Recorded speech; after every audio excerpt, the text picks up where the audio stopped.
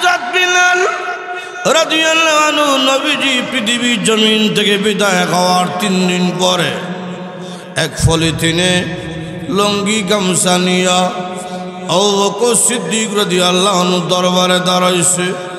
আবু বকর, আপনি না আমাকে উমাইয়া ইবনে খালফের কাছ থেকে কিনিয়া আজাদ কইরা দিছিলেন।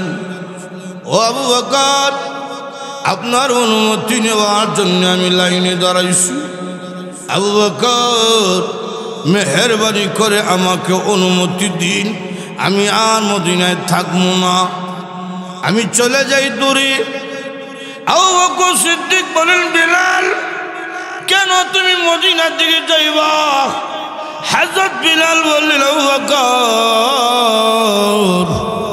মদিনার জমিনে এমন কোনো রাস্তা নাই যে রাস্তা দিয়ে আমি নবীজির পিছনে হাঁটা চলা করি নাই। আজকে যখন আমি একা একা আছি, নবীর কদম মুবারক আমার চোখের সামনে ভেসে ওঠে। সুবহানাল্লাহ। আমি এমন এক দেশে চলে যাব যে দেশে নবীজির পিছনে কোনোদিন হাঁটা চলা করি নাই। তিনি চলে গেলেন সিরিয়ায় দামেস্কে। সেখানে যাওয়ার 3 মাস পরে স্বপ্নে দেখলেন আল্লাহর নবী রাহমাতুল লিল আলামিন ঘুমের মধ্যে, স্বপ্নের মধ্যে ডাক হয়, বিলাল রে, আমি কি অন্যায় করলাম রে বিলাল? তুমি কেন আমার মদিনা সাইরা দূরে চলে গেছো? আমি নবী কেন তোমার আজান শুনতে পাই না? হযরত বিলাল রাদিয়াল্লাহু আনহু ঘুম থেকে জাগ্রত হইয়া সুদূর মদিনার দিকে রওনা দিয়েছেন। মদিনায় যাওয়ার পরে সাহাবায়ে কেরাম জমা হইয়া কান্না শুরু করছে।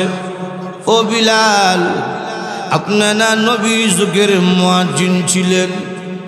ও বিলাল, নবী যুগের মুয়াজ্জিন আপনি, নবীকে হারিয়ে ফেলেছেন। আমাদের কলবের মধ্যে, কলিজার মধ্যে ব্যথা, দুঃখ, যন্ত্রণা। ও বিলাল, আপনি আজান দেন গো। নবী যুগের আজানটা শুনলে আমাদের কলিজা কিছুটা হইলেও ঠান্ডা হবে। সুবহানাল্লাহ। হযরত বিলাল বললেন, না, পারবো না আজান দিতে। কেন দিব না জানোনি? আগে তখন আমি আজান দিতাম, আশহাদু আন্না মুহাম্মাদুর রাসূলুল্লাহ যখন আমি বলতাম, মসজিদের মিম্বরের দিকে তাকায়া দেখতাম রাহমাতুল লিল আলামিন বসে বসে আমি কালো বেলালের আজান শুনে। আজকে যখন আমি আজান দিব, নবী তো আমার আজান শুনবে না, মিম্বরে বসি। আমি যখন মিম্বরের দিকে তাকাবো, মিম্বর খালি যখন দেখব, নবীর চেহারা যখন আমি দেখব না, আমি বিলাল তো বরদাস্ত করতে পারলাম না। আমি আজান দিতে চাই না। আজান দিলে রে আমি বিলাল বরদাস্ত করতাম না যখন নবীজির চেহারা না দেখা যাবে। সকলের বস্তা ফিরিয়ে দিলেন। দাঁড়াইলেন হাসান হুসাইন রাদিয়াল্লাহু আনহুমা। 2 ভাই দাঁড়াইয়া ডাক দেখো, ও বিলাল, আপনি না আমাদের নানাজির মুয়াজ্জিন ছিলেন? বিলাল, আমরা দেখেছি আপনি যখন আজান দিতেন আমার নানাজিও জামাতের ইমামতি করার জন্য আসতেন। ও বিলাল, আপনি আজান দেন গো। আপনি আজান দিলে আমাদের নানাজিও জামাতের ইমামতি করার জন্য আসতে পারে। হযরত বিলাল বললেন, রে নবীর সাহাবীরা, তোমাদের বস্তা মেরে দিয়েছি, পারলাম না হাসান হুসাইনের প্রস্তাব ফিরিয়ে দিতে। কেন পারলাম না জানোনি?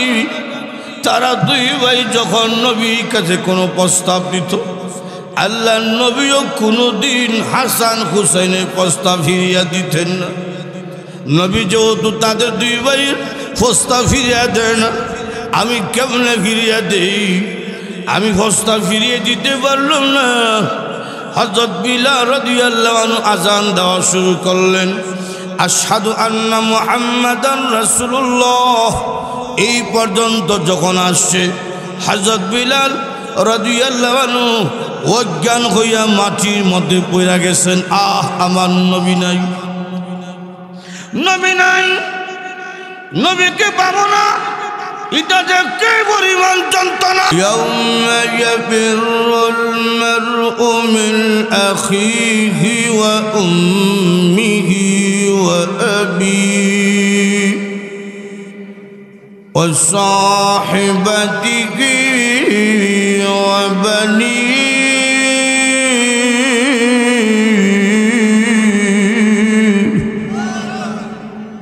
হাসরের কঠিন ময়দানে যখন মানুষগুলো উঠবে তখন কি অবস্থা হবে? মা বাবা ভাই বোন কেউ কারো চিনত না। ভাই ভাই থেকে পলায়ন করবে, বাবা তার সন্তানকে চিনবে না, মা তার সন্তানকে চিনবে না। সন্তান মার কাছে গিয়ে বলবে, মা আপনি আমার মা না, একটা নেকি দেন। মা কইব ছেলে করতে গেই তো, আমি তো দুনিয়াতে কোনো ছেলে সন্তান প্রসব করছি না। মা সন্তানকে চিনবে না, বাবা ছেলেকে চিনবে না, সবাই নিজের চিন্তায় পেরেশান। তখন আমাদের নবীর অবস্থা কি হবে? রাসূল যখন রওজা শরীফ থেকে উঠবেন অবস্থা কি হবে? আল্লাহ বলবেন, জিবরাইল জান্নাতের মধ্যে প্রবেশ করো, জান্নাত থেকে পোশাক নিয়ে যাও, রেশমি কাপড়ের পোশাক। সুবহানাল্লাহ জোরে কর। আমরা মানুষ কম, আওয়াজ কিন্তু কম হইলে হইতো না, আওয়াজ থাকতই বেশি। কথা কোন ঠিক কিনা? রাজি আছেন? আওয়াজ যদি থাকে বেশি তুলে ওয়াজ হইতো। আপনাদের মনোযোগে আমার কথা বলার স্পিরিট বাড়বে। কথা ঠিক না? রাজি আছেন জোরে সোজে কথা বলার? একটা তকবীর দেন তো দেখি, তকবীরে আলামত কিতা? না রে তকবীর, এটা তো তকবীর হইল ব্রাহ্মণবাড়িয়ার জমি, বিবাড়িয়ার জমিনের তকবীর এইরকম হইলে চলবো? মানুষ কম হইলে কি দিয়েছে? হুনাইনের যুদ্ধের ময়দানে মুসলমানদের সংখ্যা প্রথম বেশিছে, কিন্তু যখন মুসলমানদের বিজয় হয় তখন মুসলমানদের সংখ্যা ছিল মাত্র 13 জন, আর কাফিরদের সংখ্যা ছিল 30,000। 13 জন মুসলমান কইল আমরা মানুষ কম, আমরা অস্ত্র নাই, আর কাফিরদের মানুষও বেশি, অস্ত্র বেশি। তবে আমাদের কাছে একটা অস্ত্র আছে, বেঈমান কাফিরদের কাছে এটা নাই। আমাদের কাছে অস্ত্র হইল নারে তাকবীর, আল্লাহু আকবার স্লোগান। 13 জন মিল্লা আল্লাহু আকবার আওয়াজ দিয়েছে। 13 জনের আওয়াজ শুনে 30,000 বেঈমান কাফেররা বলতে বাধ্য হয়েছিল, এখানে মুসলমান 13 জন নয়, মনে হয় 13 লক্ষ হবে। এইরকম একটা আওয়াজ দিতে পারবেন না? সারা শৈল শক্তি গলার মধ্যে আনেন, আন্য একটা তকবীর দেন, নারায়ে তাকবীর, নারায়ে তাকবীর। আল্লাহ কবুল করুক, সকলে বলি আমিন। যেই কথা বলতেছিলাম, নবীকে আল্লাহ পাক উঠাইবার সময় জিবরাইলকে বলবেন, ও জিবরাইল জান্নাতে প্রবেশ করো, আমার নবীর জন্য রেশমি কাপড়ের পোশাক বানায় রাখছি জান্নাতে। সুবহানাল্লাহ জোরে বলো। এ জিবরাইল পোশাক নিয়ে জমিনে যাও, আমার নবীকে রওজা শরীফ থেকে উঠাবার আগে জান্নাতের পোশাক পরিধান করাইবা। আল্লাহ নবী রাহমাতুল লিল আলামিন বলেন, জিবরাইল জান্নাতের পোশাক নিয়ে জমিনে আসবি। নবী যে রওজা শরীফের সামনে দাঁড়াইয়া জিবরাইল সালাম দিবেন, আসসালাতু ওয়াসসালামু আলাইকা ইয়া রাসূলুল্লাহ, আসসালাতু ওয়াসসালামু আলাইকা ইয়া হাবিবাল্লাহ। জোরে কোন সুবহানাল্লাহ। ওগো আল্লাহর নবী উঠে যান, কিয়ামতের মাঠ কায়েম হয়ে গেছে। এমনি নবীজি বলেন, জিবরাইল আমাকে যখন সালাম দিবে, মহান আল্লাহ রাব্বুল আলামিন রওজা শরীফের মাটিকে দুই দিকে সরাইয়া দিবেন। জিবরাইল পোশাক ছেড়ে দিবেন নবীর কাছে। নবী বলবেন, জিবরাইল পোশাক আমি পরিধান করব পরে, আগে আমাকে বলো কিয়ামতের মাঠ কি কায়েম হয়ে গেছে? যদি কিয়ামতের মাঠ কায়েম হয়ে যায়, আমার গুনাহগার উম্মতের বেলায় মহান আল্লাহ রাব্বুল আলামিন কি সিদ্ধান্ত নিয়েছেন ওইটাকে আমার শোনাও। যতক্ষণ পর্যন্ত আমার উম্মতের সংবাদ আমাকে না দেওয়া হবে, আমি নবী ঘোষণা দিলাম জান্নাতের পোশাক আমি পরিধান করব না। কেমন নবী? হাসান হুসাইনের চিন্তা নিয়ে উঠবেন না, ফাতেমার চিন্তা মাথায় নিয়ে উঠবে না, আয়েশা খাদিজার চিন্তা মাথায় নিয়ে উঠবে না। উম্মতের সংবাদ দাও। সুবহানাল্লাহ। জিবরাইলকে, হুজুর এখনো কোনো মানুষকে আল্লাহ উঠান নাই, এখনো কোনো নবী রাসূল উঠছেন না, আপনি হচ্ছেন শ্রেষ্ঠ নবী। আপনার সম্মানার্থে মহান আল্লাহ জান্নাতের দুইখানা পোশাক আল্লাহ প্রেরণ করছেন। সুবহানাল্লাহ। তুই কি বুঝলেন? নবীজি গোটা জীবন কাটাইল উম্মতের চিন্তায়। পৃথিবীর জমিন থেকে বিদায় নেওয়ার সময়ও মাথায় চিন্তা উম্মতের। রওজা শরীফ থেকে যখন হাসরের মাঠে উঠবেন, উম্মতের চিন্তা মাথায় নিয়ে উঠবেন। আর একটু জোরে কর। হাসরের কঠিন ময়দানে অবস্থা কি হবে? সব মানুষ যখন হাসরের মাঠে দাঁড়াইব, কেউ কাউকে চিনছে না। সব নবীরা প্রত্যেকের উম্মতের কথা বলে গেছে, কেউ কাউকে স্মরণ রাখবে না। কেন? মহান আল্লাহ পাক রাগ করবেন। লিমানিল মুলকুল ইয়াউম, আজকের দিনে রাজত্ব কার? রাজত্ব কার? জোরে কোন? আরো জোরে। আল্লাহ হুঙ্কার দিয়ে বলবেন, আইনা নমরুদ, আইনা সাদ্দাত, আইনা ফিরআউন, কই তোমরা? দুনিয়ায় ক্ষমতা ভাইয়া খোদা দাবি করছিলে না আমার সামনে? রসুল বলেন, আল্লাহর হুঙ্কারের সামনে পৃথিবীর কেউ সেদিন কথা বলার মতন সাহস সেদিন পাবে না। কথা কোন ঠিক কিনা? আল্লাহ বলবেন, আজকে কথা বলতে হইলে আমার অনুমতি লাগবে, অনুমতি ছাড়া কথা বলা নিষেধ। অনুমতি কার? আরো জোরে কর, আরো জোরে। আল্লাহ কুরআনে বলছে, ইয়াউমা ইয়াকুমুর রূহু ওয়াল মালাইকাতু সাফফা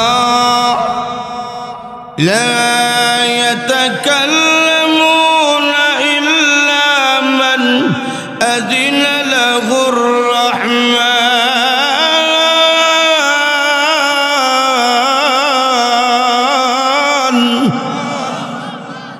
এই ফেরেশতারা সারিবদ্ধ হয়ে দাঁড়াও, লাইনে দাঁড়াও। রূহ তুমিও দাঁড়াও। রুহের ব্যাখ্যাঞ্চের দুইটা।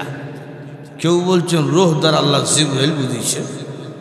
কোনো বর্ণনা এসে রূহ নামে একজন ফেরেশতা আছে যার 70,000 মাথা আছে।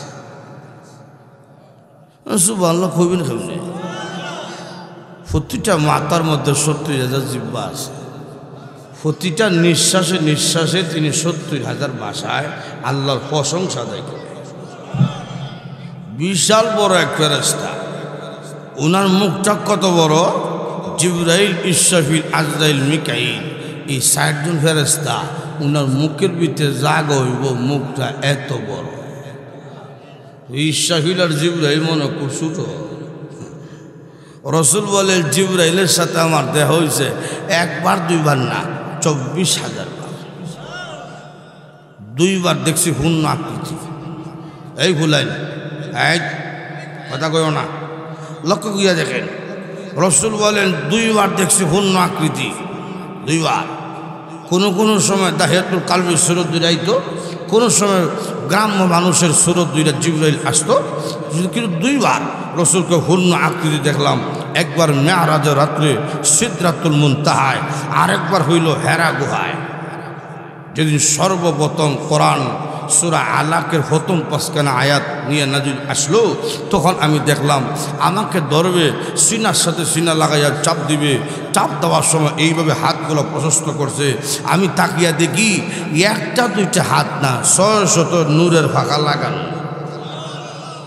সপ্তম আকাশের উপরে দেখা যায় মাথা, ৪৮টা ৭ তবক জমিনের নিচে। পৃথিবীর শেষ সীমানা লাগাল ভাই। ব্যক্তি সাইজটা খুব ছোট, কি কন ছোট? ইসরাফিল কত বড়? রসুল বলেন মেরাজের রাত্রে আমি দেখে এলাম আল্লাহ পাক লৌহে মাহফুজটা ঝুলায় রাখছে ইসরাফিলের কপালে, 2 চোখের মাঝখানে লৌহে মাহফুজ বোর্ড। এটা কত বড়! নুরুল্লাহ আলী শরহে আকিদাতুত তহাবির মধ্যে উল্লেখ করছেন গোটা পৃথিবীর চাইতে আরও বড় একটা বোর্ড আছে, প্লেট আছে, যে বোর্ডের নাম হলো লৌহে মাহফুজ। এই লৌহে মাহফুজটা বোর্ড আল্লাহ পাক ঝুলা রাখছে ইসরাফিলের কপালে, তাও পুরা কপালে না, 2 চোখের মাঝখানে। কপালটা কত বড়, ব্যক্তিটা কত বড়, একটু চিন্তা করছেন নি? এইরকম ফেরেশতা 4 জন ওনার মুখের ভিতরে জাগ হইব। হাসরের মাঠে সব ফেরেশতা আল্লাহ জিরা যদ্দুর জায়গা লাগছে, রূহ নামক ফেরেশতা দাঁড়াইলে একাই এতটুকু জায়গা লাগবে। আল্লাহর রাগ দেখিয়া ফেরেশতারা আতঙ্কিত। আল্লাহ বলছে, এই ফেরেশতারা লাইনে দাঁড়াও, আমার অনুমতি ছাড়া কথা বলবো না, সব সারিবদ্ধ হয়ে দাঁড়াও। ফেরেশতারা আতঙ্কিত। ফেরেশতাদের কোনো গুনাহ নাই, নবী রাসূলের কোনো গুনাহ নাই, নিষ্পাপ মাসুম। কথা কোন ঠিক কিনা? কিন্তু আল্লাহর হুঙ্কার শুনে আতঙ্কিত। আল্লাহ যে রাগ করছে, সব মানুষ পরামর্শ করবো ইবনে মাজার হাদিস, যা আল্লাহ যে রাগ করছেন আল্লাহকে কে একটু সুপারিশ করব। যদি কোনো সম্মানী ব্যক্তির মাথাটা গরম হয়ে যায়, এই সময় যে আর একজন সম্মানী ব্যক্তি ওনারা সান্ত্বনা দেয়, বাদ দেন, রাগ করেন না, সাধারণ পাবলিকের সাথে রাগ করে কী হবে, আপনি একজন লিডার মানুষ, বাদ দেন, তখন কিন্তু মাথা কিছু ঠান্ডা হয়। কথা ঠিক না? এইগুলা তোমরা এখানে বুঝ যাও গা, তুমি যাও গা, যাও তুমি কে ঘুমাই যাও, যাও যাও গা, তোমরাকে ঘুমাই করে বসলে আলিফের মতন শুরু হয়ে বসলো। এমনি মানুষ কম, এর মধ্যে যায় ইবলিসি কেন আড়াআড়ি করে, কথা কইও না।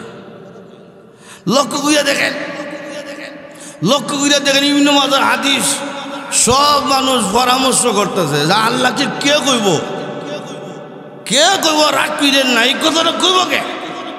সবাই জায়গা আব্বার কাছে, আদম পয়গম্বর, তিনি আমরা সকলের মুরব্বী, আমাদের বাবা।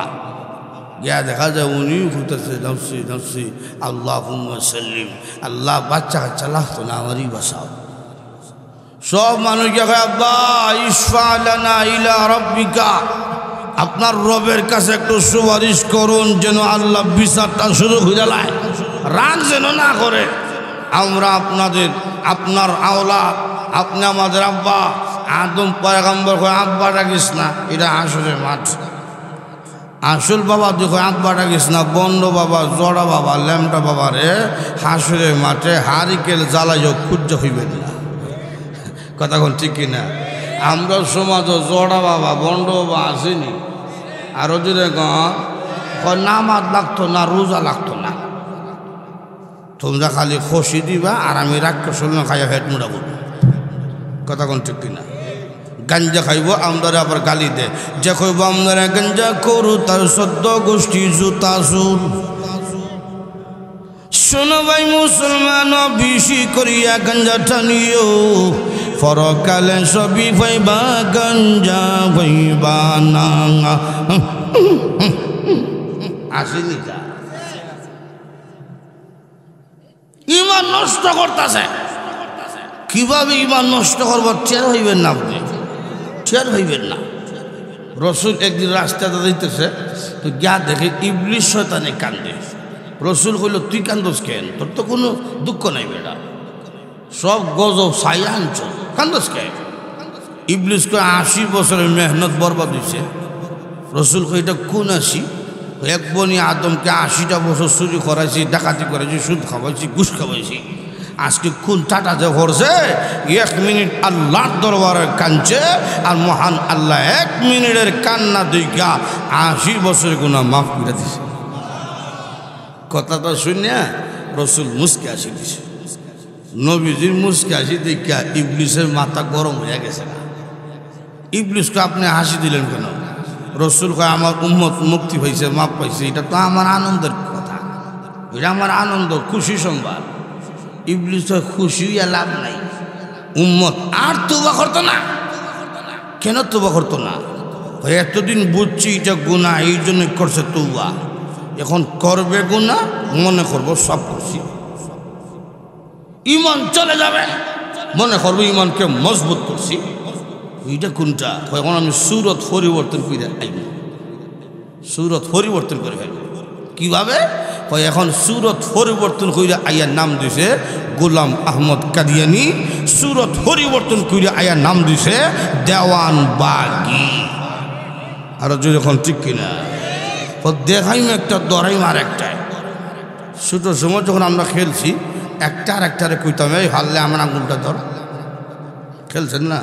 ধরে না, দৌড়তে গেছে দিলেছি। এটা ইবলিসে কয়, তোমরা দেখামো এটা দরাইম। এটা লেখা দেখাইছে পবিত্র উরুস মুবারক, ভিতরে গা দেখে গাঞ্জা ধরাইছে। কথা কোন আপনাদেরকে বুঝাইব, কর্মী আলেমরা, ধর্মবন্ধী আলেমরা, আল্লাহ ওলি বিরোধী। আমরা আল্লাহ ওলিদের বিরোধী না, আমরা ওলিদের নামে যারা গাঞ্জার আসন বসাইয়া নারী পুরুষ অবাধে মিলামিশা এবং নারী পুরুষ মিল্লা নাচানাচি করে, এইসব বন্ডামি বিরোধী হইলাম আমরা। কথা কোন ঠিক কিনা? আপনি গেছেন সিলেট, মন চাইছে যেহেতু সিলেট আসলাম, আল্লাহ ওলি শাহজালাল, শাহ কোরআন কবরটা জারত করে যাই, তাদের কোনো সমস্যা নাই। জারত করছেন, দোয়া করেন, আল্লাহ শাহজালাল তোমার প্রিয় বান্দা, আয় আল্লাহ তোমার প্রিয় বান্দার খাতিরে আমার দরখাস্ত কবুল করো, কোনো সমস্যা নাই। কিন্তু বাবার দরবার খসিলিয়া হাজির, খসিলিয়া গেছে গা, গা কয়, বাবা 6টা মেয়ে হইছে, ভেটো আর একটা আছে, কি আছে হইতাম জানি না গো বাবা, খসিটা নিয়ে আইসি, খসিটা রাখো আর ভেতরটারে তুমি ছেলে বানাইয়া দিও। ছেলে দেওয়ার মালিককে আরো জুড়ে, আরো জুড়ে। নবী রাসূল আওলাদ চাইছেন, ছেলে চাইছেন, সন্তান চাইছেন আল্লাহর কাছে। তোমার বিবেক নাই, তুমি হিসাবের কাছে মাঝে গিয়া তুমি ছেলে চাও, সম্পদ চাও। বাবা কবরের ভিত্তিতে বাবার কোন অবস্থা আছে আল্লাহ ছাড়া কেউ জানে না। কথা ঠিক না? চাইবেন একমাত্র কার কাছে? আরো জোরে কর। আমার বলতেছিলাম, আদম পয়গম্বর বলবেন, আমি পারবো না, আমি তোমাদের জন্য আল্লাহর কাছে সুপারিশ করতে পারবো না, তোমরা চলে যাও। ওই যে নূহ নবী দেখা যায়, ওনার কাছে তোমরা দৌড়াও। নূহ নবীর কাছে যাওয়ার পরে তিনিও বলবেন, আমি পারবো না। আল্লাহ রাব্বুল আলামিন যে রাগ করেছেন, আল্লাহর সামনে দাঁড়াইয়া কথা বলার মতন সাহস আমার নেই, তোমরা চলে যাও রে ইব্রাহিম নবীর কাছে। সব মানুষেরা ইব্রাহিম নবীর কাছে যাবি। ইব্রাহিম পয়গম্বর বলবেন, আমার দ্বারা সম্ভব না, তোমরা চলে যাও মূসা নবীর কাছে। মূসা নবী আল্লাহর সামনে দাঁড়াইয়া কথা বলতে পারেন। মূসা নবী বলবেন, আমি পারবো না, আমার দ্বারা সম্ভব না আল্লাহর সামনে দাঁড়ায় কথা বলতে। তোমরা চলে যাও ঈসা নবীর কাছে। ঈসা নবী বলবেন, হাসরের মানুষকে কিয়ামতের কঠিন ময়দানে আল্লাহর সামনে যদি দাঁড়াইয়া কেউ কথা বলতে হয়, রাহমাতুল লিল আলামিন ছাড়া সম্ভব নয়। চলো আমার সাথে, আমি নিয়ে যাবো তোমাদেরকে রাহমাতুল লিল আলামিনের কাছে। সুবহানাল্লাহ। সব নবীরা তানিয়া দিল, ঈসা নবী কেন সব মানুষদেরকে সাথে নিয়ে যাইবেন আমাদের নবীর কাছে? কারণ কি?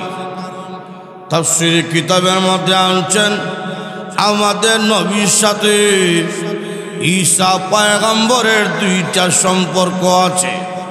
এক নম্বর সম্পর্ক, ঈসা নবীর পরে আমাদের নবীর আগে এই মাঝখানে কোনো নবী রাসূল পৃথিবীর জমিনে আসেন নাই। দুই নম্বর সম্পর্ক হইল, ঈসা নবীর মা মরিয়মকে আল্লাহর নবী রাহমাতুল লিল আলামিন জান্নাতের মধ্যে বিবাহ করবেন। সুবহানাল্লাহ। তইলে দেখা গেল ঈসা নবী হইলেন নবীজির জান্নাতের স্ত্রী মরিয়মের ছেলে। এই দুইটা মিল থাকার কারণে ঈসা পয়গম্বর সকল মানুষকে নিয়ে বলবেন, চলো আমার সাথে, আমি যাবো তোমাদেরকে রাহমাতুল লিল আলামিনের কাছে নিয়ে যাবো। বাইরে আমার লক্ষ্য কইরা দেখুন, যে কঠিন ময়দানি আদম পয়গম্বর সন্তানকে বলে যাবি, নিজের জন্য কান্না করবি। যে কঠিন ময়দানি নূহ নবী উনার উম্মতকে বলে যাবে, নিজের জন্য পেরেশান। ইব্রাহিম নবী নিজের জন্য বড় পেরেশান। মূসা নবী নিজের জন্য পেরেশান। ঈসা নবী নিজের জন্য পেরেশান। সব মানুষরা যখন যাবি, গিয়ে দেখে আমাদের নবী রাহমাতুল লিল আলামিন উম্মত সিজদার মধ্যে পড়িয়া কান্দে। নিজের জন্য কোনো কান্না নাই, হাসান হোসেনের জন্য কোনো কান্না নাই, শুধু একটাই কান্না, আল্লাহুম্মা উম্মতি, আল্লাহুম্মা উম্মতি। আল্লাহ গো, আমার উম্মতকে জাহান্নামের আগুনে দিও না। সব মানুষরা পেরেশান। হুজুর, আদম পয়গম্বর থেকে নিয়ে সব পয়গম্বর তারা দিয়েছে আমাদেরকে। নবী গো, একটু সুপারিশ করেন গো, আল্লাহ রাব্বুল আলামিন যেন বিচারটা শুরু করে দেয়। আল্লাহর নবী, আপনি তাড়িয়ে দিয়েন না, আপনি আমাদেরকে তাড়িয়ে দিয়েন না। নবীজি বলেন, সব মানুষরা যখন আমার কাছে আসবে, আমি নবী তাড়িয়ে দিব না, সঙ্গে সঙ্গে মহান আল্লাহ রাব্বুল আলামিনের কুদরতি কদমের মধ্যে পড়িয়া আল্লাহর প্রশংসা শুরু করে দিব। প্রশংসা করব, কথা কইতাম না। কেন? আল্লাহ নিষেধ করছেন, কথা বলা নিষেধ। কথা বলতে হইলে অনুমতি লাগবে। প্রশংসা করতে আল্লাহ নিষেধ করছেন না। নামাজের মধ্যে কথা বললে নামাজ নষ্ট হয়, কিন্তু নামাজের মধ্যে আল্লাহর প্রশংসা করলে নামাজ নষ্ট হয় না। কথা বল ঠিক কিনা? আলহামদুলিল্লাহি রাব্বিল আলামিন। সমস্ত প্রশংসা কার? জোরে কোন?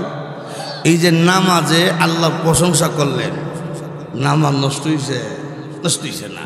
রসুল কয়, আমি কথা কইতাম না, প্রশংসা শুরু করলাম। সুবহানাল্লাহ। জোরে কোন? এমনি আল্লাহ নবী রাহমাতুল লিল আলামিন সিজদার মধ্যে পড়ি আল্লাহর প্রশংসা শুরু করে দিবি। আনতা জুল জালালি ওয়াল ইকরাম, আনতাল হাইয়ুল কাইয়্যুম, আনতা আহকামুল হাকিমিন। প্রভু গো, তুমি তো সম্মান ও মর্যাদার অধিকারী, তুমি বিচারপতি, ধর বিচারপতি, তুমি চিরঞ্জীব, তুমি চিরন্তর, আয় আল্লাহ হাসরের কঠিন ময়দানে আমরা যারা আছি সবগুলা তোমার গোলাম, তুমি বলে আমাদের মুনিব, তোমার সমকক্ষ কেউ নেই গো খোদা। আয় আল্লাহ হাসরের কঠিন ময়দানে সব তো গোলাম, গোলাম রে দমক দিয়া লাভ কি? সুবহানাল্লাহ জুড়ে বল। আয় আল্লাহ সমানে সমানে রাগ চলে, সমানে সমানে মুনকার চলি। আল্লাহ দুনিয়ার জমিনে আমি মুহাম্মদকে রাজত্ব দেওয়া হয়েছিল, কিন্তু আমি রাজত্ব গ্রহণ করি নাই, আমি মুহাম্মদ গোলামিয়ত গ্রহণ করেছিলাম। এই জন্য কোনোদিন হাত দুইটা লম্বা করে ঘুমাই নাই, সিনা উঁচা করে আমি হাঁটি নাই, আমি ছিলাম তোমার গোলাম। হাসি কিয়ামতের কঠিন ময়দানে যদি হুঙ্কার দাও, বলেন গো মুহাম্মদ নামক গোলামটা যাইব কার কাছে? এমনি আল্লাহ বলবেন না গো নবীজি ইরফা সাকা, আপনার মাথা উঠান, কিয়ামতের মাঠে আমি আল্লাহ সর্বপ্রথম আপনাকে কথা বলার অনুমতি দিলাম। আগো নবী আপনার মাথা উঠান, আপনার প্রশংসা শুনিয়া আমি আল্লাহর রাগ ঠান্ডা হয়ে গেছে, বন্ধু বন্ধুর সাথে কথা কইব, অনুমতি দিলাম, অনুমতি দিলাম। সুবহানাল্লাহ জুড়ে। এখন লক্ষ্য করে দেখেন, এতক্ষণ তো উম্মতের চিন্তা খাচ্ছে, এখন অনুমতি ভাইয়া অবস্থা কি হয়েছে? অনুমতি ভাইয়া অবস্থা কি? আল্লাহর সাথে কথা বলে অনুমতি পাইছে। সর্বপ্রথম কি কথা? সর্বপ্রথম নিজের জন্য কোনো কথা নাই, সর্বপ্রথম হাসান হুসেনের জন্য কোনো কথা নাই, সর্বপ্রথম ফাতেমার জন্য কোনো কথা নাই, সর্বপ্রথম আয়েশা খাদিজার জন্য কোনো কথা নাই। সর্বপ্রথম যে কথা, এই কথা হইল আল্লাহ আমার উম্মতের বেলায় কি সিদ্ধান্ত নেবেন ওইটা আগে আমাকে শোনাও। আর একটু জোরে কন্যা সুবহানাল্লাহ।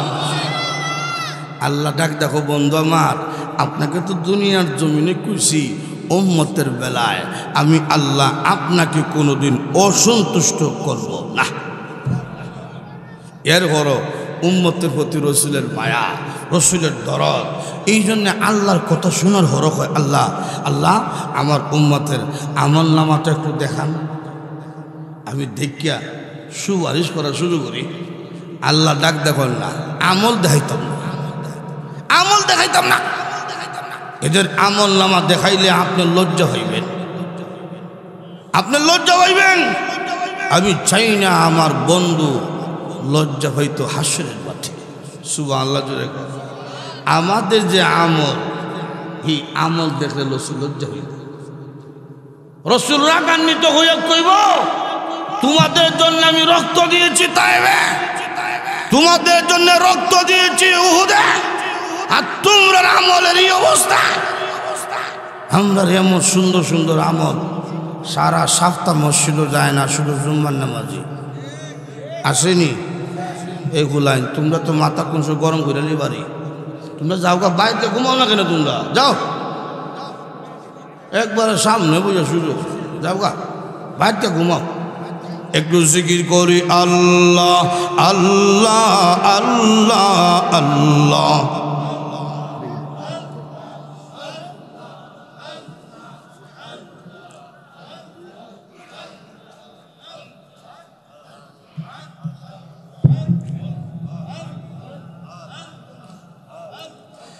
আল্লাহ আল্লাহ আল্লাহ আল্লাহ আল্লাহ আল্লাহ।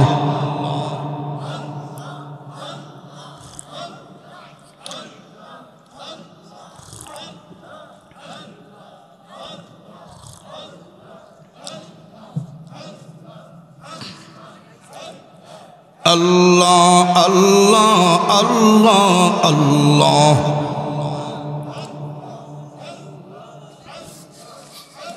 লা ইলাহা ইল্লাল্লাহু মুহাম্মাদুর রাসূলুল্লাহ। কষ্ট হইতেছে, চলবে? লক্ষ্য করে দেখেন, আজকে যিনি দাওয়াত দিছে আমার মহব্বতের ভাই মাওলানা কামরুল ইসলাম শহীদ আরব তাহে বারবার খুব ঘন ঘন যোগাযোগ। আজকে কেন ঢুকার সময় কইছে ভাই লম্বা বয়ান উঠি, আপনাদের যে অবস্থা এইরকম তাহলে কিন্তু লম্বা হইতো না, বুঝলেন?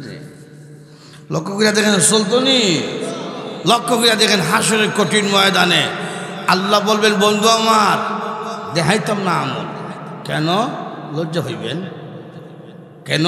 আমাদের আমলের সুদ আছে, ঘুষ আছে, কথা ঠিক না? সুদ কুর মন হয় এদিকে নাই মনে হয় আছে, বাপরে বাপ সুদও খায়। আর মসজিদে গিয়া ইমাম সাহেবের পিছনে যে জায়গাটা এটা তার দখল, এখানে আপনি এই জায়গায় এখানে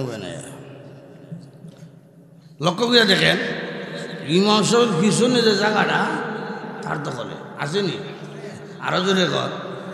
আর আমাদের আমলের অবস্থা কি? হ্যাঁ, শুধু জুম্মা। একদিন এক বেটা হইতেছে জুম্মা কিতা, আমরা দেশে এক বেটা আছে ঈদের নামাজও পড়ে না, কথা কোন ঠিক কিনা?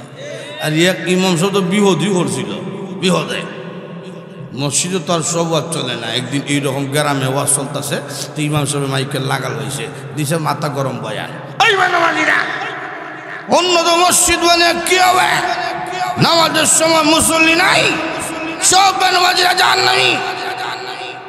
একটা দাঁড়ায় ইমাম সাহেব মাথা ঠান্ডা রাখেন, আপনি আমাদের গ্রামে 10 বছর ধরে ভাত খাইতেছেন, আমাদের ভাত খাইয়া আপনি আমাদেরকে জাহান্নামে দিবেন? ইমাম সাহেব কয় বাপরে বাপ, যেরকম উঠছে আমার তো চাকরি খাইয়া নিব।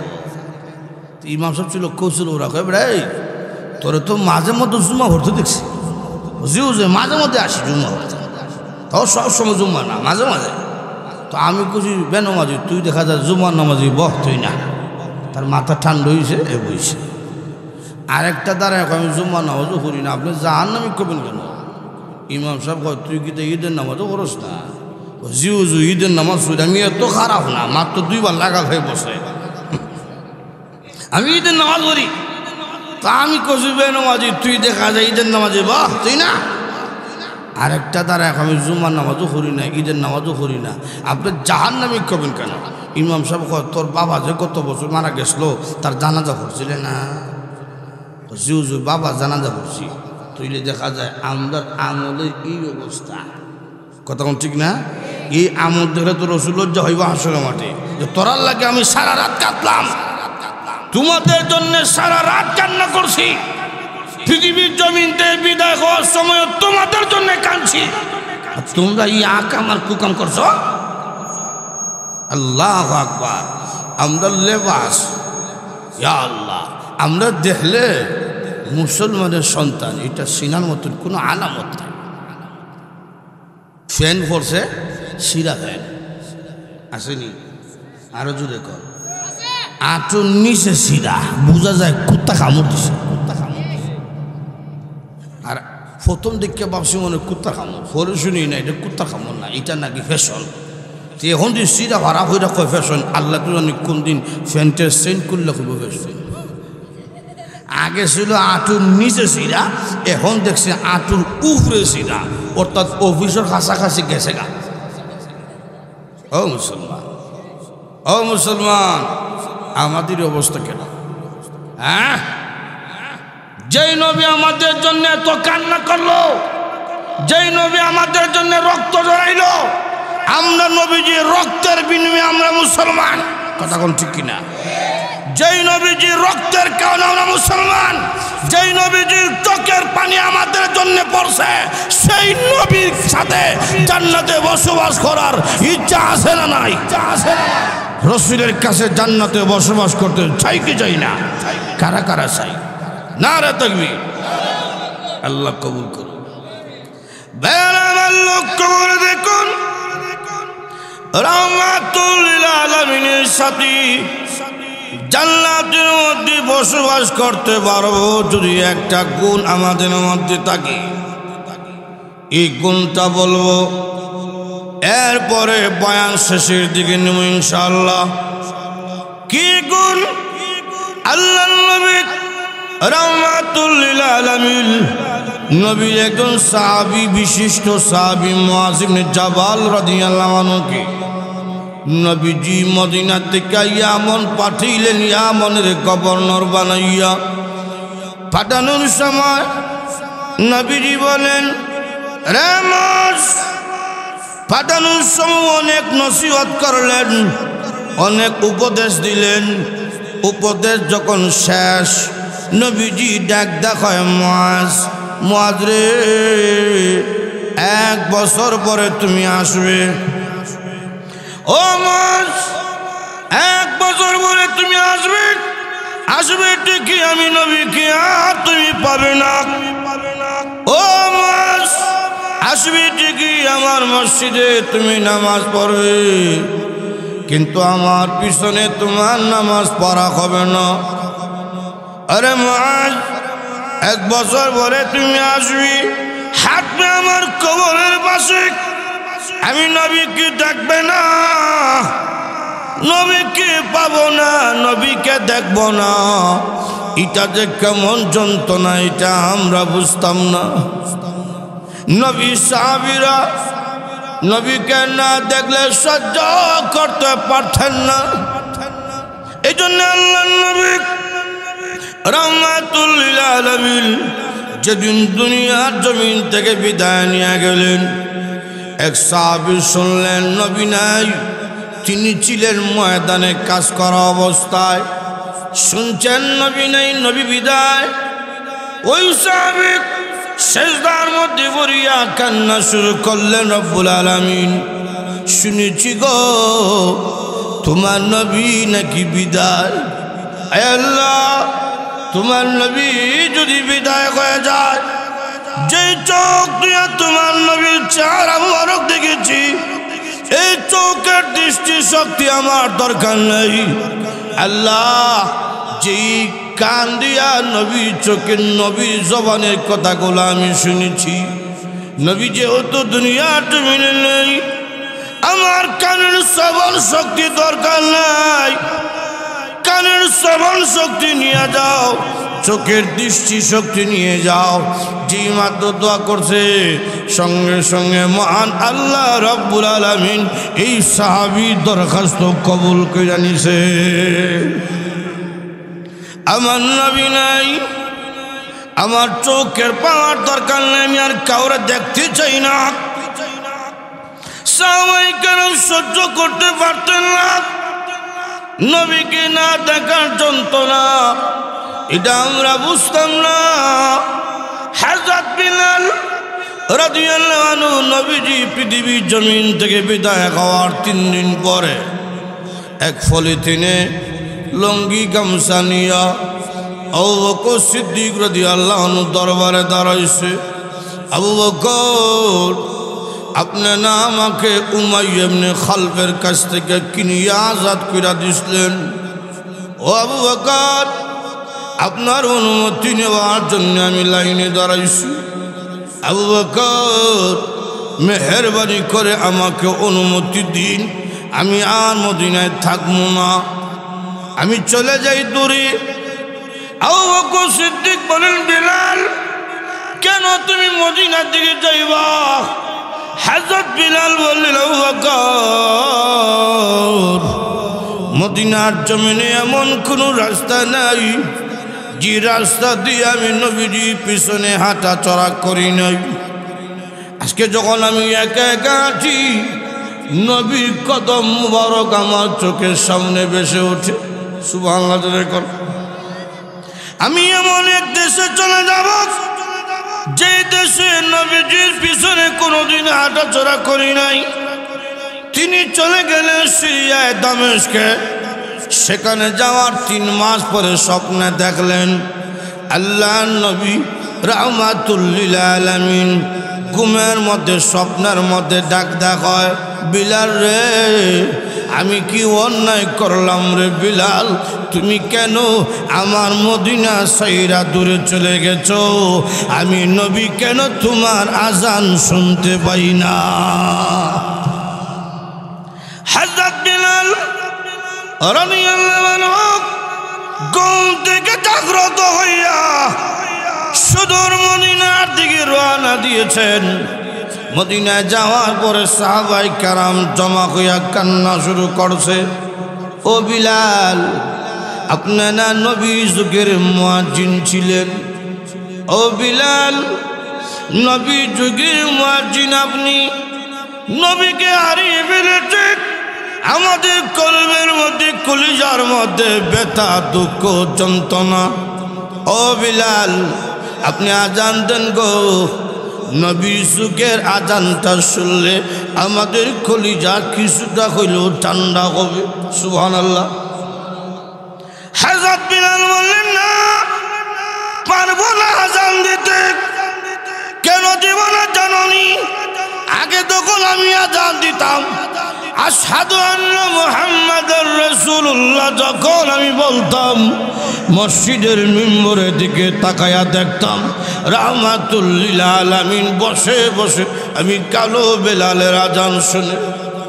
আজকে যখন আমি আজান দিব, নবী তো আমার আজান শুনবেন না, মিম্বরে বসি।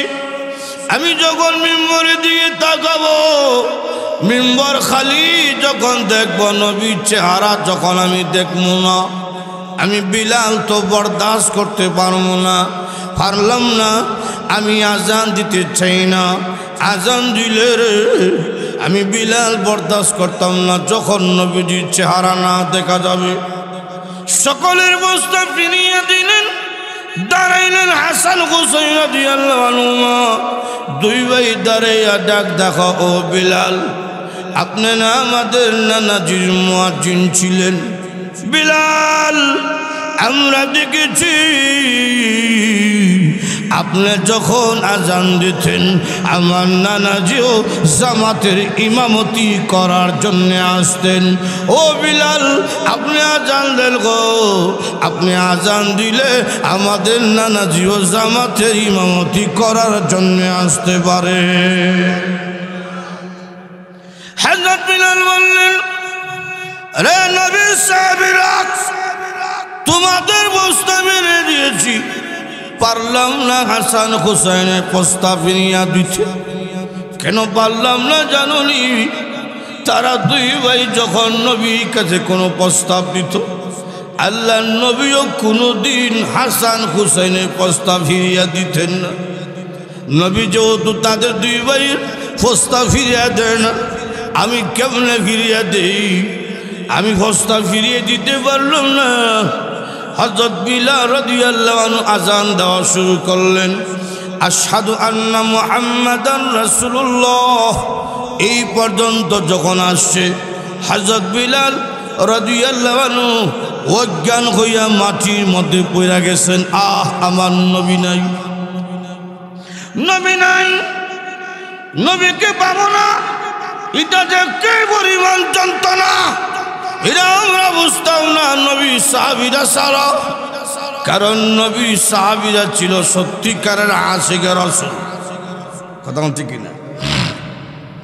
আল্লাহর নবী রাহমাতুল লিল আলামিন যখন বললেন, ও মুআয ইবনে জাবাল, 1 বছর পরে তুমি আসবি, কিন্তু আমি নবীকে আর তুমি পাবে না। আমার মসজিদে নামাজ পড়বি, কিন্তু আমার পিছনে তোমার নামাজ পড়ার হবে না। এই কথাটা শুনে মাত্র মুআয ইবনে জাবাল রাদিয়াল্লাহু আনহু কান্না শুরু করলেন। আল্লাহর নবী গো, আপনাকে না দেখলে কেমনে সহ্য করব? এমনি আল্লাহর নবী বলছেন, মুআয কান্না করো না। দেখতে দেখা যায় তুমি থাকবা ইয়ামন, অনেক দূরে। ইয়ামনের মদিনা 1000 মাইল দূরে। ও ইয়া মুআয ইবনে জাবাল, দেখতে দেখা যায় তুমি বড় দূরে, কিন্তু তোমার মধ্যে যদি একটা গুণ থাকে, হও তুমি ইয়ামনি, হও তুমি মিশরি, হও তুমি পাকিস্তানি, হও তুমি বাঙালি, যে কোনো প্রান্তের হও না কেন, তোমার মধ্যে যদি একটা গুণ থাকে, আল্লাহর নবী রাহমাতুল লিল আলামিন বলেন, এই একটা গুণ থাকার কারণে জান্নাতের মধ্যে থাকবে আমি নবীর কাছে।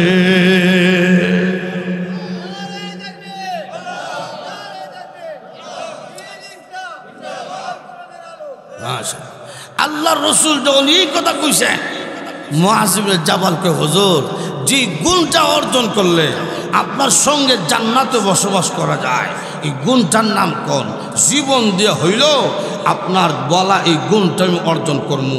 তখন রসুল বললেন, যে গুণ থাকলে জান্নাতে আমার সঙ্গে বসবাস করবা, আমার কাছে জান্নাতে থাকবা, এই গুণটার নাম হইল তাকওয়া। এই গুণটার নাম কি? আরো জোরে কন। এই তাকওয়া ব্রাহ্মণবাড়িয়া, এই বিবাড়িয়া মার্কেটে কিনতে পাওয়া যায় না, ঢাকা শহরে মার্কেটে কিনতে পাওয়া যায় না। তাকওয়া থাকে মানুষের কলবে, আর অর্জন হয় দুই জিনিসে। কয় জিনিসে? এক নম্বর আল্লাহর কোরআন, দুই নম্বর রসুলের সুন্নত। এই দুই জিনিসের সাথে যাদের সম্পর্ক, তাদের ভিতরে তাকওয়া অর্জন হয়। এই দুই জিনিসের সাথে সম্পর্ক হইলে মানুষ গুনার থেকে বাঁচতে থাকে, নেক আমল করতে থাকে। গুনার থেকে গুনার কাজ ছাইরা দাও, নেক আমল ধরো। এর নাম হলো তাকওয়া। এর নাম কি? কুরআনের সাথে যাদের সম্পর্ক, রসুলের সুন্নাহর সাথে যাদের সম্পর্ক, গুনাহ কাজ করতে পারে না। কথা কোন ঠিক কিনা? রসুলের সুন্নাহ এবং কুরআন গুনাহ থেকে মানুষকে বাঁচিয়ে রাখে, আর যখন গুনাহ থেকে বাঁচিয়ে রাখে তার ভিতরে তাকওয়া মজবুত হয়। সুবহানাল্লাহ। এখন কুরআনের সাথে সম্পর্ক রাখার দরকার, নবী সুন্নতের সাথে সম্পর্ক রাখার দরকার। কথা কোন ঠিক কিনা? এখন সব সুন্নত আমরা জানি না, জানলে আমল করা সম্ভব না, আমরা দুর্বল। কথা ঠিক না?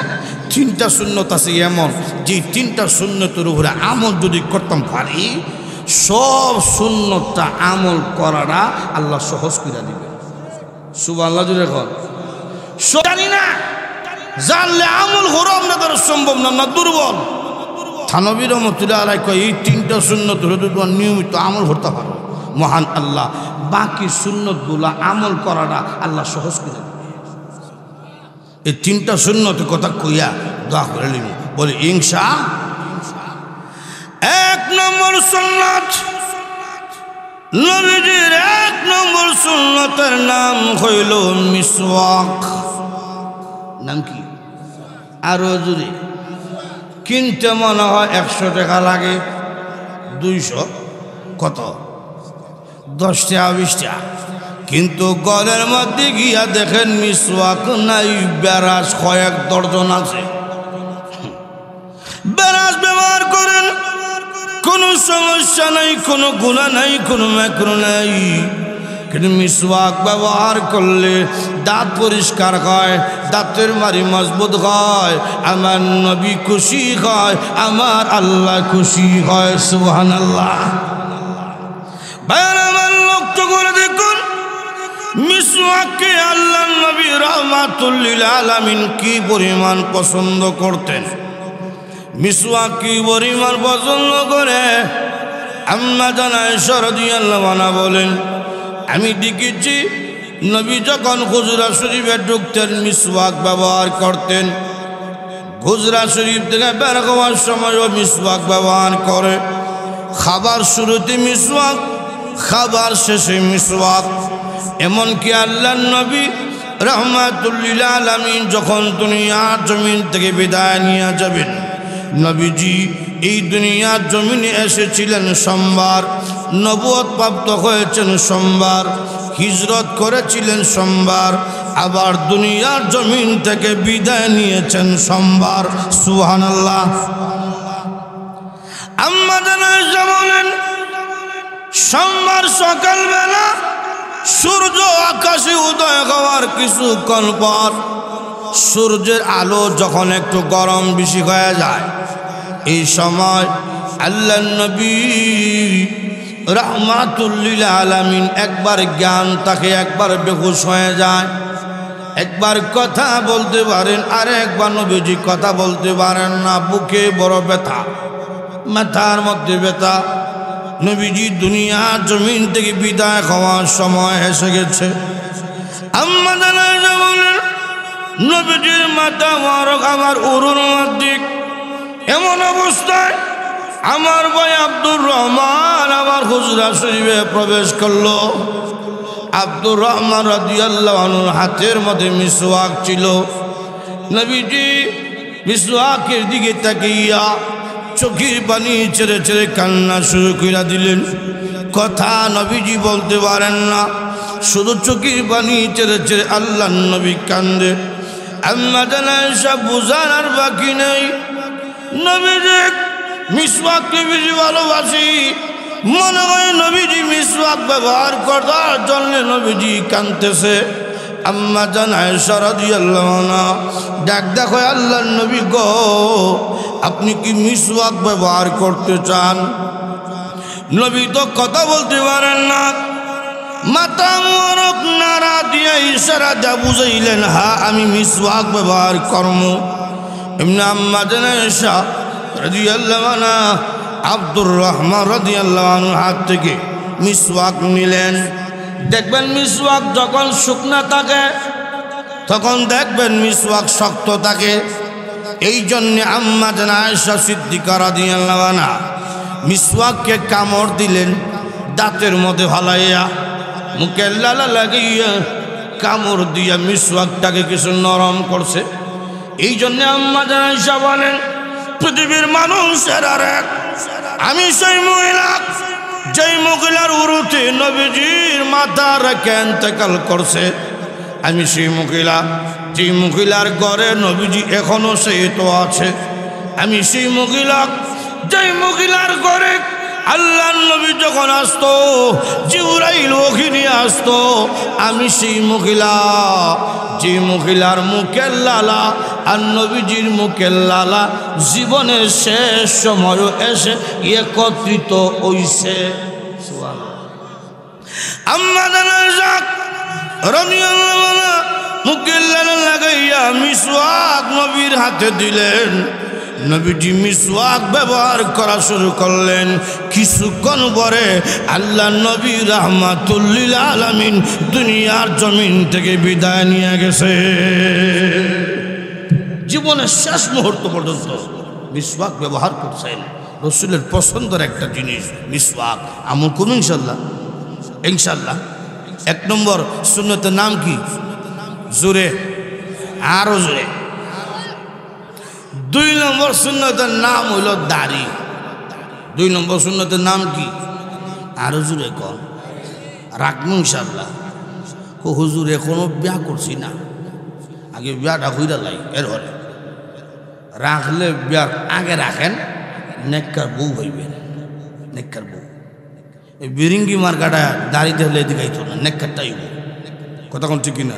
আর নেককার বউ যদি কোনো ব্যক্তি হায়ালায়, জান্নাত যাওয়ার আগে দুনিয়া থেকে জান্নাতের কিছু শান্তি হওয়া শুরু। কথা কোন ঠিক কিনা? নেককার বউ হইবেন। দাড়ি এমন এক সুন্নত, দাড়ি যত বয়স হয় ব্যক্তিরও সম্মান বাড়তে থাকে। সুবহানাল্লাহ জোরে।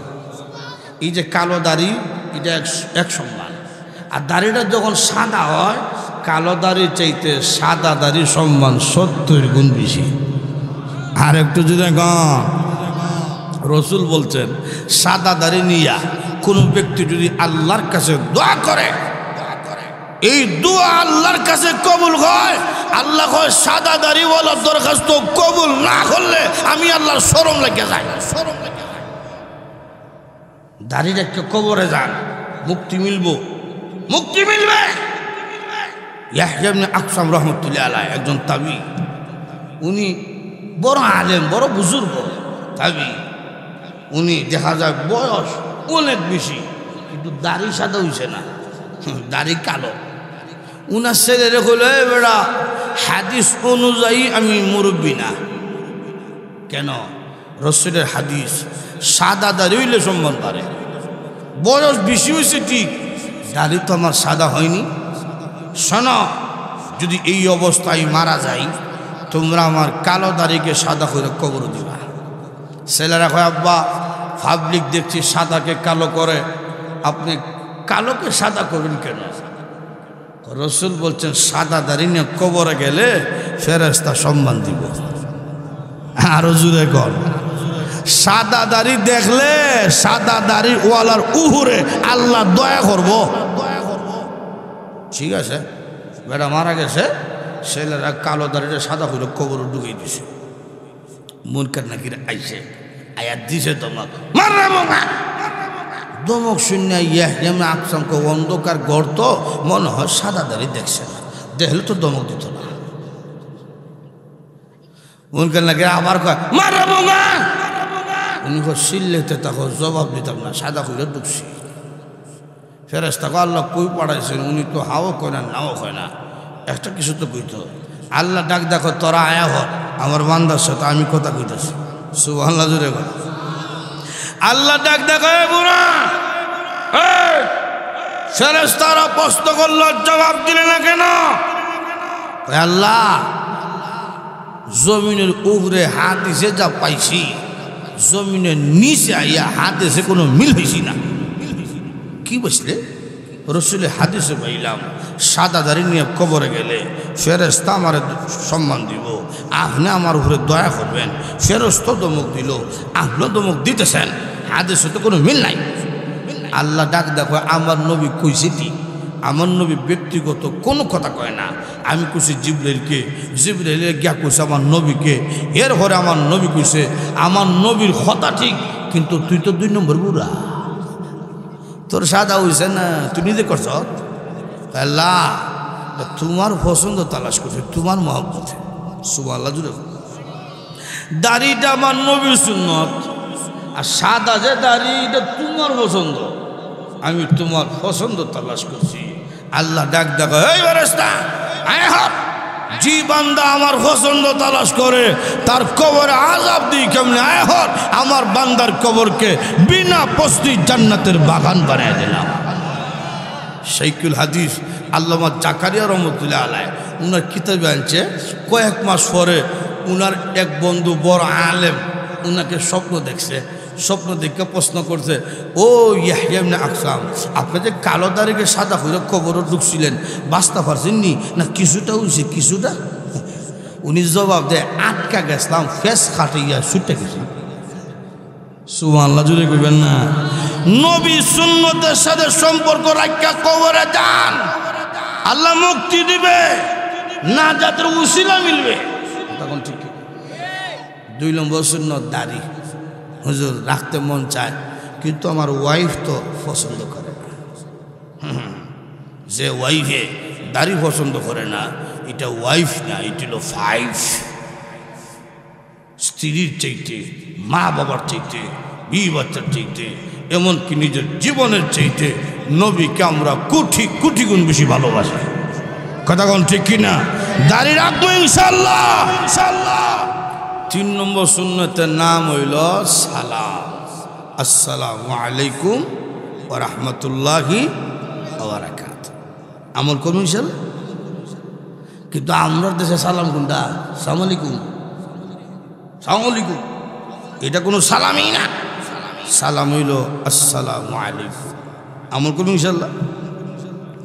ভাইরা আমার লক্ষ্য করে দেখুন, আল্লাহর হাবিব রাহমাতুল লিল আলামিন কি পরিমাণ সালামের অভ্যাস ছিল।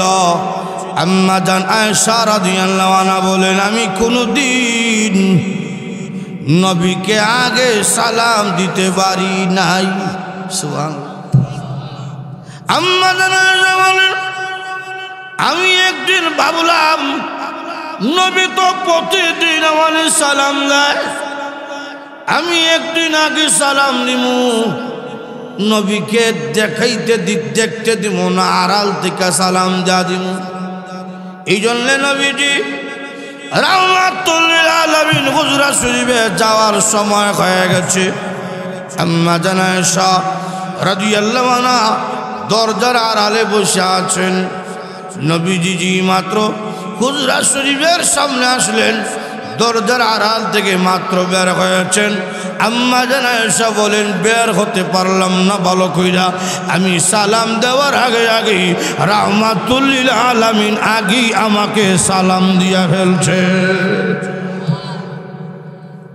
সালামের অভ্যাস করিয়ে গড়ে গিয়ে স্ত্রীকে সালাম দিয়ে মহব্বত হয়ে দইব।